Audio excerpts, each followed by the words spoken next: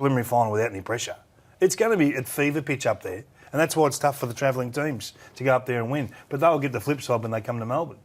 All right, well, they're through, and the Giants are still alive after they defeated St Kilda today at the MCG. And really, they were on top right from the start, weren't they? But it was that 8-goal burst on either side of quarter time which set up the win, 15-11-101 to 11-11-73, spread of goal kickers. And again, it was a spread of contributions, wasn't it, really, from the Giants? It wasn't all Toby Green. There was certainly Josh Kelly and Tom Green, and they've got some players that are just made for the MCG. Yeah, I think they're top-end talent. You could argue their top 6 or 8 players are as good as any top 6 or 8 in the competition. When you talk about the names, the best defender in the competition, the best forward in the comp, and some of the midfielders today, they got out to a 42-point lead, I think, midway through that second quarter. Good effort by St Kilda to fight their way back, and they could have easily sort of, maybe just sort of thought that's all too difficult and it's not our day, but they dug in. But in the end, the Giants were just too good. I thought they were tougher around the contest. They had a bit too much class, and in the end, their system stood up and were the better team. They're a serious footy team. Yep. They are a serious football team. Don't be confused by where they finished on the ladder. It's more how they play than where they've finished.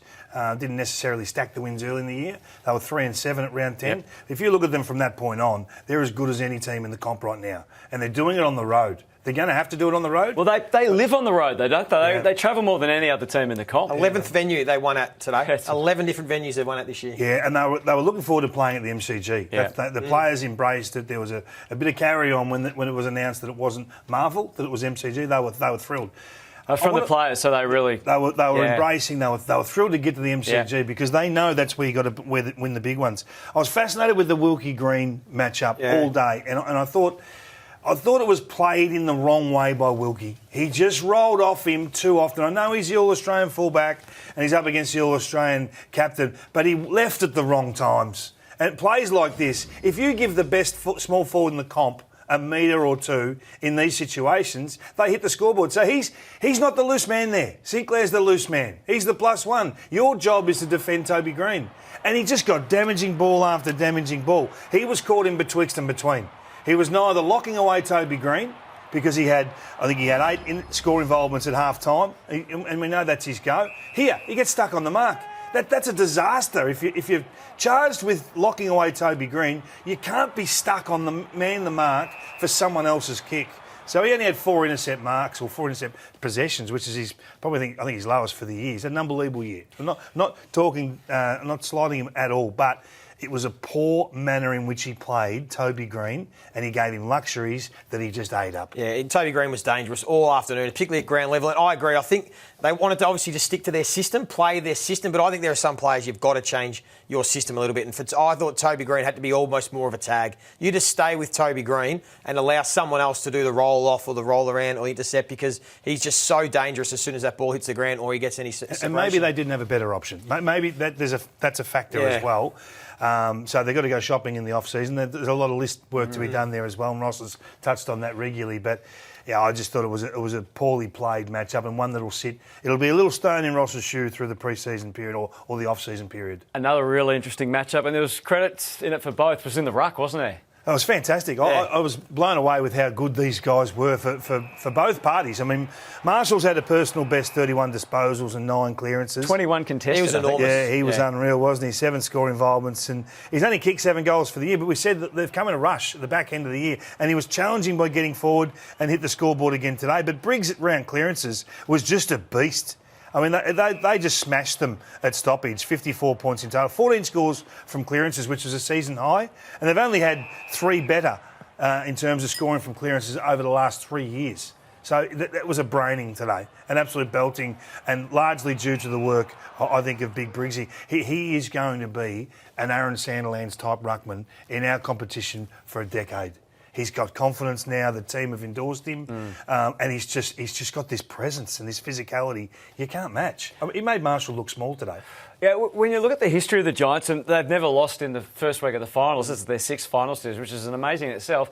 2 things Leon Cameron never had, really. He had Shane Mumford, but he never had a dominant ruckman at the best of their career. And he never had a great run with injury, so as good as they were. Now they have pretty much a full fit side, so that is absolutely fantastic. And he, really, since he's come into the team, it's correlated with their run, hasn't it? I think they tick every box. You touched on their brand, but even just their list profile. Like I spoke about their top-end talent, their age demographics at a good spot. They're their senior core at a right age. They've got young talent. They've got role players. They are a team that are as good in form as anyone in the competition right now. I'll tell you who we don't talk enough about is Connor Ryden down back. Yeah.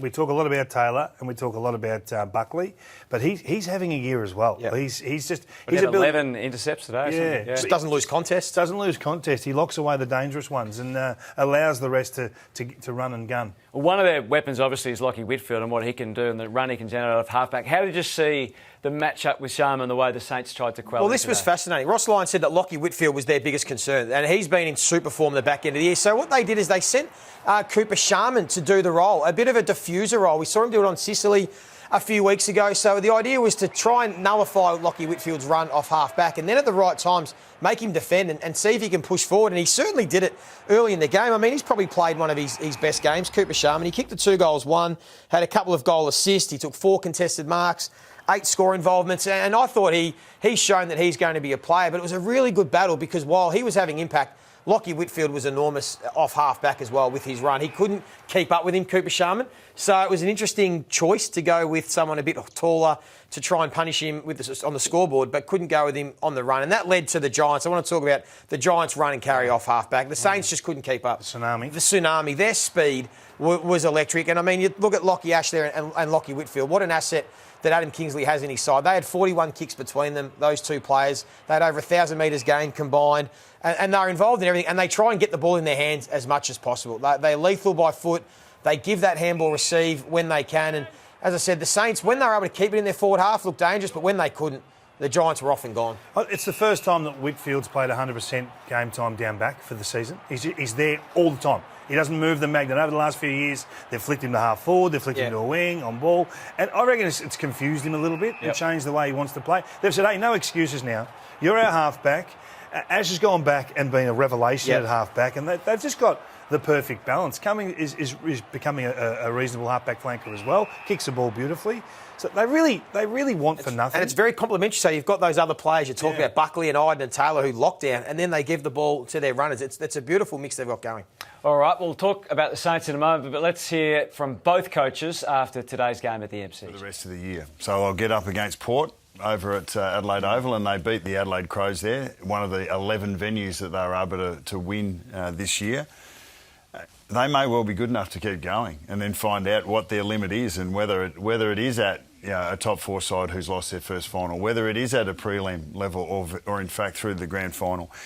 I'm not allowed to use the premiership window for just for parts of a home and away, but if I could from round 10, these guys would be well and truly on the top right-hand side of that. Well, if you're just going on that alone, how do you think they can win a grand final? Well, Sam from round 10 onwards. Yeah, exactly. And it was really interesting. And when you get to these back announced these quotes, so Sam Taylor said before the season even begun that obviously we've got a new strategy and game plan going forward. Realistically, it could be a tough first 10 weeks, and they were 3-7. But by the last 10 weeks, we could be winning every game. He's Nostradamus. Yeah, absolutely Nostradamus. Well, this is what they look like in the first 10 weeks. So possession to score, so that's your ability to offensive transition. They were bottom half. Possession to score against, they were bottom 4 side at defending their turnovers. But then this is what their profiles looked like in the last 6 weeks. Wow. And you can extrapolate that. That's probably been more like 12 weeks that they've been a top 4 side, and they've just continued to go up. So I mean, that profile in the turnover game, and there are no mugs from a contested ball or clearance game as well, with Briggs and their forward setup and their strong defence. You just strip it all back. That's what footy's all about. Well, that's what Port Adelaide need to beat. Against. That's what Port Adelaide need to beat. So I get the sense that a top 4 side from the home and away season is going to need to play out of their skins to beat this Giants side the way they're shaped at the moment. I loved what they did forward of the ball as well. Like defensively, they've been lauded. Their midfield group was so good. But by hell, watching the forward line get to work and the ability to pressure and work hard once the ball gets turned over here. Watch the run of Toby Green here. This is right in front of us, guys. Late in the game. It was awesome to watch. Like, you just think one player is going to get out there, don't you? Yep. Like 99% of the time, one opposition player late in the game when there's space, but just their ability to play for one another. And I think Toby Green said after the game that this is not the most talented side that I've been a part of, but it's the side that I had the most trust in that I've ever been a part of. Now, What a great quote, huh? That's a significant comment from the All-Australian captain. He's played for a lot of time. Now, in 2019, he had teammates in the 2019 granny that they got done. He had Jeremy Cameron, Jacob Hopper, Taranto, Zach Williams, Finlayson, Davis, Mumford. They're players that are no longer at the Giants and are not in this team. So that gives an example and gives credence to what he's saying. We don't have the talent we had then, but we have the trust and we have the teammanship, and we are playing a better branded team football than I've ever been a part of. They're just a floating wild card that you don't want to play. If they at Port, Port will play them, of course. They'll say and get themselves up for it. But they get through there, and Pies will be sitting back. They're going to have to. We're getting ahead of ourselves. Tom Green's going to join us. Love him. Love what he does. Could have backed him in on the weekend to have the amount of footy that he did and the impact that he did. So he's going to join us live in a moment.